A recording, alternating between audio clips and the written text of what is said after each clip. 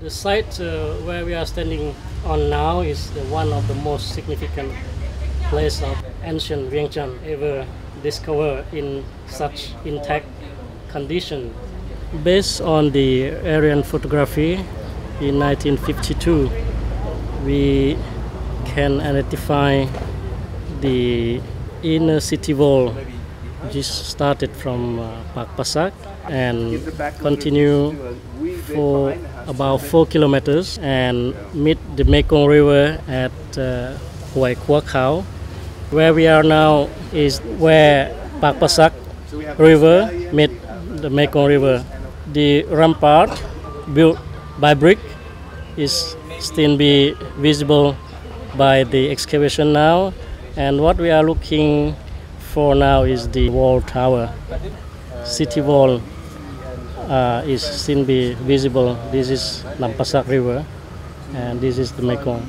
Again, if you look at this aerial photography, you can still see the alignment of the inner city wall with its extension.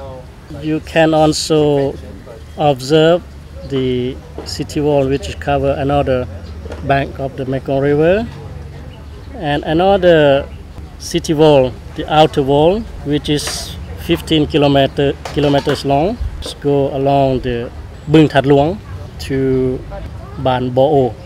Even I don't understand this because I came here only 2 or 3 times. What is the configuration of these walls? Why do we have straight lines, perpendicular lines and so on that actually go under that house? Can you explain us a bit? Well, we're still a bit confused by this site, aren't we? Vientiane, of course, Vientiane's the expert on the Vientiane wall. But this is where we first started to begin finding structure here. And we thought it would normally just follow up to meet the river, as we understood it from old maps and historic documents. And suddenly it made a big swing this way, but we always knew that there would be a major fortress or parapet on this site. We were fairly certain of that. This would be the first line of defence in terms of defending the city. So we were fairly sure that this would be a fairly remarkable part of the city wall. Hopefully in the next 10 days or so we'll discover a few more clues as to actually how it was built. But it's interesting to see, we're already seeing the technical prowess of how they built the wall. So if I understand well, we have these walls which are pretty intact, and then we have some stones next to it. So I guess this is because of the time that went by, or the river that overflew, or maybe some other event like fighting. Or why would these walls be collapsed in such a almost identical manner? These brick walls probably built over 400 years ago. So of course these walls is collapsed or partly destroyed by different reasons. So that's why our research, our excavation aims to understand what is the reason for this destruction. You are finding more than bricks. Yes. This is ceramics. Yes, these are ceramics, and every day from this site we can find that recover many kinds of ceramics, and many of them are made in local, in Lao ceramics. Lao ceramics means stoneware or earthenware. And on the other hand, for instance, today we could find out these ceramics.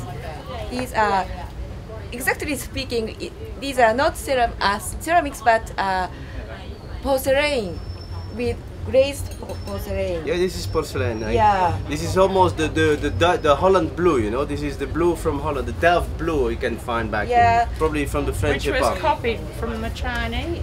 Yeah. Yes, these are blue, so-called blue and white porcelain.